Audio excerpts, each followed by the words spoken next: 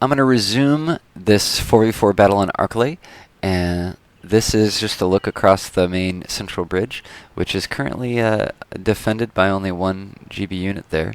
At this point in the game, things are looking pretty good for our team, right? We've gotten across the bridge, and we are fighting the rightmost player. This is another look at that battle in progress. And things seem to be going pretty good for us. At this point, Marsh is going to have to start pulling back on this assault in the center crossing. There is just too much GB force there, but Marsh has done his job here. He's kept these players occupied incredibly well. And this is then again a look at the far left, where everybody is just kind of sitting around. That is the result of another attempted assault across the ford there, and that gave me a look at Riskard's 2 old guard and his brave, which convinced me to turn back around. Don't want to go fight those guys head on. And we are going to continue this movement here. This is kind of another watershed moment in the game. We break the right side of the Prussian player. There's kind of a suicide cav charge there that not a whole lot positive happens with. And Karlov is slowly but surely working his way on the Prussians' left and against this detachment from the GB player. There was some really good teamwork in this to break this Prussian player's left. That was Tripp's infantry and my cav, SK's cav, and Karlov's cav that was all involved in breaking those units there. And we were able just to put a ton of fire on them real quick. SK right here is just fighting his delaying action while he tries to get back across the crossing with everybody has. The Hitsu right here kind of finally decides that this is worth some attention because it looks like the GB player might break. And I don't know, it looks like if SK had really wanted to, especially with these are Karlov's units showing up here, we would have been able to break through the GB player, but these French reinforcements just kind of, it's too much. I mean, SK's units are kind of exhausted right there. We don't have enough strength to continue that fight, and so SK starts to pull back. We make a few decisions here in the next few minutes that'll kind of change the way things are going. The first decision that we make is after we pull back across this, we realize that we do have an opportunity here, and that is that all of the light infantry from our opponents in this section of the battle are dead. And so pretty soon we decide to transition these 2 Lightfoot units from SK's over to this section of the battle. And that's kind of an interesting decision that we make. We kind of felt at this point that the odds of these 2 French players successfully coming across the bridgeheads here were quite low, and so that we might as well spend a few more of our units trying to force our own way across this, is what we were doing right there. This is again a look at just a massive concentration of firepower that Tripp and Karlov were able to put out on these 2 players, and these guys I think give up the field at this point, which is pretty smart. They just try to get out with whatever they have left. And at this point the game is on. We can theoretically erase our ways back here. We haven't taken a whole lot of losses on this side up to this point, and this puts us in a really good position because eventually, if you look at the map, that'll let us walk up back around here and put some kind of sandwich on the 2 French players. And in order to respect that, see, Karlov is going to move up across the bridge here just to get more troops on the far side of the river. And in the second here, this plan is actually going to start to work. You're going to notice, if you keep an eye on the mini-map, that units from these 2 French players are going to start to try to preemptively control this bottleneck. I think that's them moving right there. Yeah, that's them moving. And the plot is certainly thickening. This is me lining up to make another assault across the bridgehead. At this point, I'd kind of given up on the idea of an assault across here as a legitimate way to push. It was more of a way of, I just kind of needed to remind Riskard that I was still there, and I needed to kind of hold as many of his units there as possible. It's not really working. You can see him pushing 2 of his reserve infantry units back that direction. But you kind of got to do some little things as best you could. These guys are running back to take shelter in the house, which is probably a good move. Our team, makes a decision here just to kind of bypass it and start moving up this direction. Everything is going pretty well up till now. I think we're going to see a few developments on our side here in a little bit. Another failed attack across the ford there coming up from me. Another failed attack. They are moving down to control that crossing a little more aggressively. That's probably a good move. And then they're taking a defensive position here. And then they're going to take another defensive position up here. And so, you're probably watching this and you're like, gosh, Jay, this looks like y'all got this game in the bag. What could possibly go wrong? What could possibly go wrong? Well, a few things are going to go wrong here in a minute that make this game a lot more interesting. One of the little tactical problems that I had while moving across, you notice that right here, from the position where my troops are at in the water, there's a a rise in the land right there. So my troops right here aren't actually able to shoot Riskard's, and there's this, little rise in the land. I'm just shooting dirt right now. And we hit these kind of weird stalemates where eventually I'm going to turn fire at will off. Riskard knows he can't shoot me back either, so he turns fire at will off. And our units are just going to sit there and shoot at each other. I think this is me inching forward trying to catch him with fire at will turned on so that I can at least waste some of his ammo, because these volts are pissing me the fuck off, honestly. There are still hidden volts there that we're not able to do anything about, which was really awkward for us. And right here is kind of us moving through the town, and we're going to try to move up on this area where they're already putting up, between Hitsu and Riskard, they're putting up a defensive line right there. It is kind of worth noting the insane distance that these troops started in. These troops, their spawn area is right here, and this map is huge too, so they had to walk, all the way up. They've already kind of walked, if you folded it out, probably the complete length of the map. So Trippin and Karlov's troops were pretty damn tired by about the time we got this far. And that was kind of a rough thing for us. Over here again, it's more of the same drill, just kind of remind them that we're still there and give them something to think about to tie down as many troops as possible. What we were really thinking is that if these guys, wanted to, they could devote enough resources to blunt our attack over here. And we had to be really careful, because if that started to occur, then we needed to be able to move across the river on these crossings pretty aggressively. And obviously what we're trying to put together is, as Karlov's troops, as Prussia here, start to creep up this little causeway, that we're kind of planning on SK to make another assault this direction so that the French troops can't turn and fire on him. So this little area of the map is really tricky. In order to keep these units busy, we were going to have to attack both directions. Is kind of the only way for that really to be successful. Interesting development does occur over here. This is Hitsu moving 2 of his volts away. They had 4 units of them guarding this crossing, and 2 of them are starting to move back to cover against Trip Hammer's assault. This is exactly what we're looking for. We're looking for more and more units to get pulled off of this sector of the map. That'll give us better opportunities to get across there.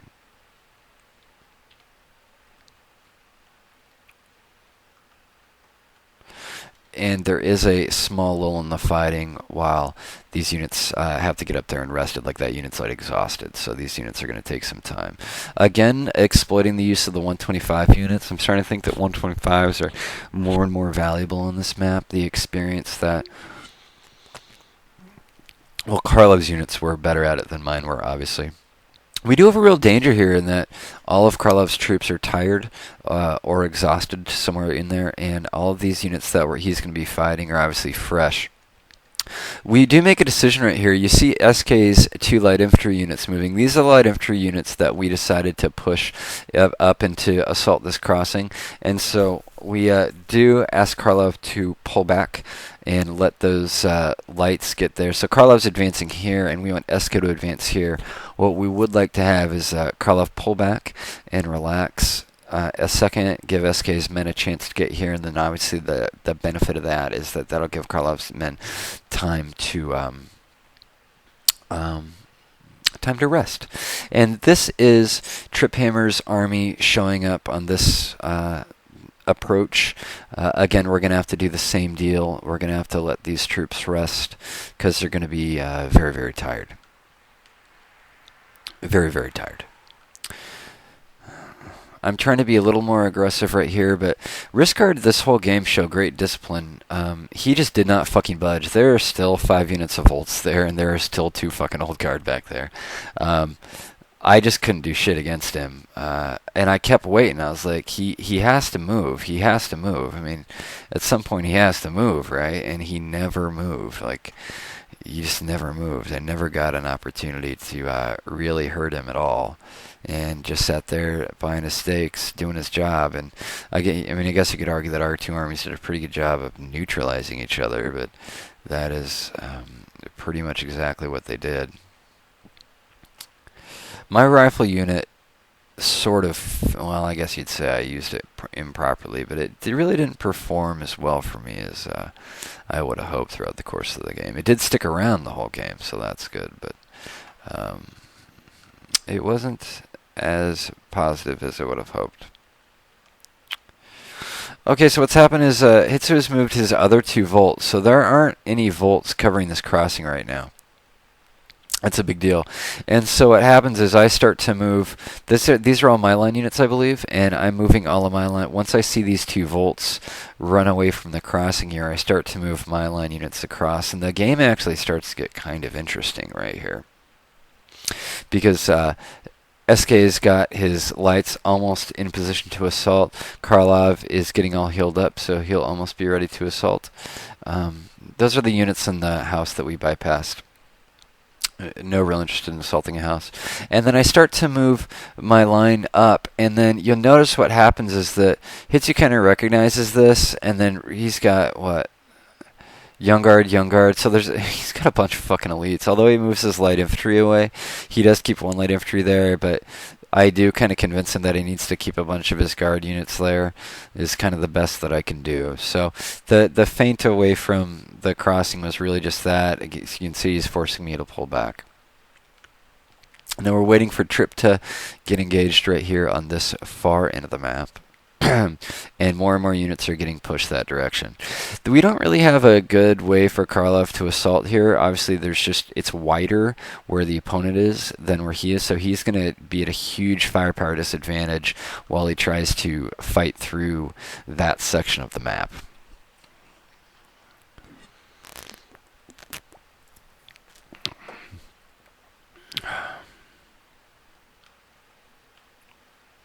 And Riskard is still sitting there with all his guys. Still sitting there. So there's not a whole lot to be done.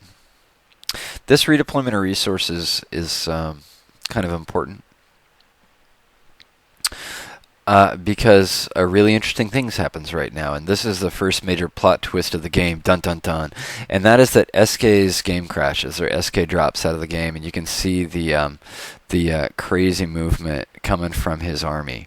This is really, really bad for us, because our team was in a pretty commanding position, but right now, SK's aren't, drops, and so an AI takes over, and so his AI is pretty much going to throw his army away, which is exactly what we did not need to happen. It's exactly the opposite thing. This game is about to be put back on an even footing. because SK's army is going to get thrown away, which is exactly what we didn't need. However, we do a couple things to try to make the best use of it. You can see this is SK's line unit that decides it really wants to melee charge somebody over there or something. So what I do is the simple thing is I just kind of use it as a meat shield, and I am going to follow that unit across and get some decent firepower on risk guard. This is SK's unit moving across here. That's me trying to follow it as well to get decent firepower. It's not going to go so well on this front, however. He's just got way too much firepower there. There's like 3 Young Guard there or something like that.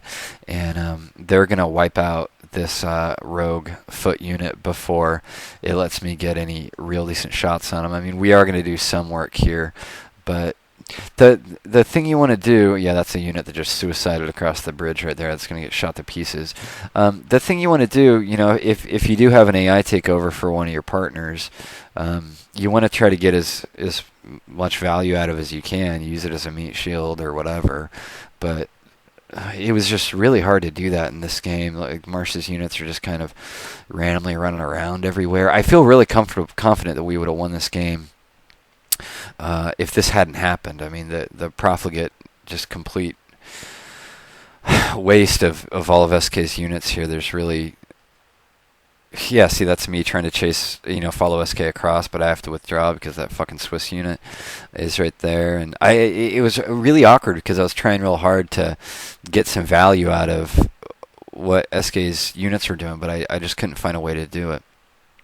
But this is what SK's units do after they drop. They just kind of mill around this area right here, and we are pretty much hopeless to do anything productive with it. We do have the bright spot going for us, and that is that, Triphammer's army is pretty healthy. He should be able to push this direction, and I think we're doing pretty good here until a fucking Old Guard pops up, and we're doing pretty good, but then, there's a Guard Seaman. I mean, it turns out the French players had, Riscard and Hichu had much more power here than we thought they did, and fighting through this is actually going to be kind of rough. But that's what we're going to have to start doing. This is a look back on the center area. Again, as I predicted, Karlov had pushed 2 units up this way, but they just kind of got out firepowered. This is Trip moving some of his guys up there to try to take it up, because these units from Finch here are depleted, so Trip should be able to do a decent job. But that's about all we can do. This fucking AI, man. This fucking AI is just running up in column. It's so retarded. Yep, again, I'm trying to cover. I do manage to get this rifle in a position to put some fire on that Swiss. And I do start to think a little more strictly about engaging. What Riscard did here is pretty damn smart. He's got 4 units of Volts hiding right here with fire at will turned off, which was smart. There was no need for them to shoot up that Highland. The bullets in his Volts would be more valuably used against another target, and that was my unit going up. That I use that unit there as a meat shield, so I do get some fire on him, but eventually I have to pull back. There's just no way I can assault up there right now. And here comes the big column formation attack that isn't going to do us much. Trip is doing pretty well here. These depleted units do start to fall, but the melee charge. Excuse me. So Karlov pushed Cav in here, which did some nice work. Unfortunately, it's going to get shot on by the flank from the Old Guard, which is never fun. And then this is our attack up this flank here. We do churn through a couple Cav units. I think we commit mostly the rest of our Cav right here. Those are my 2 Cav units. And we do have a problem, because we got to fight through 2 Old Guard right here, and Old Guard are just so hard to kill. They're just so hard to kill. But we're just going to sit there and shoot at them, This is kind of what we're going to do. Trip keeps having to pull back and reform and everything. And I think I sent a Cav charge through here now. This is my kind of first major push across the bridge, and I get about here, take a volley from the lights, and then realize that it's not going to go good for me. He can just shoot on my flank, and real soon I think I'm doing fine. And then those two old guard pop up, and I'm just like, fuck. And from here, like, he's just going to mince me apart. That's me starting my withdrawal. Risk guard would just slaughter me right there if I stayed there. So I kind of just got to take my casualties and run, is what's going on. One of the real hard parts about playing on this section is a lot of units are hidden here. So I had to keep a real careful eye to keep track on how many units actually they had in this part of the map, because all of this, heavy grass or kind of light forest units will hide in. But they do kind of make, something happens where they've depleted their defenses on this section of the map down to just 2 units. Well, I guess 3. And so I actually make the move. This is me making the move. On this crossing right here, I push 1 unit across the bridge, which actually works a lot better than it probably should have. And I push 3 of my line units up on this axis here. And I actually get some good work out of this. This goes a lot better for me than I think it arguably should have. I did a couple little clever micro things, little tricks to try to get good value out of these units. But, I do have a real danger here, because while these units are crossing the river, they could take units here and turn them. So, that was a real danger. So the first, big plot twist for us in the game was SK's computer crashing, and then his AI taking over that caused us all kinds of problems.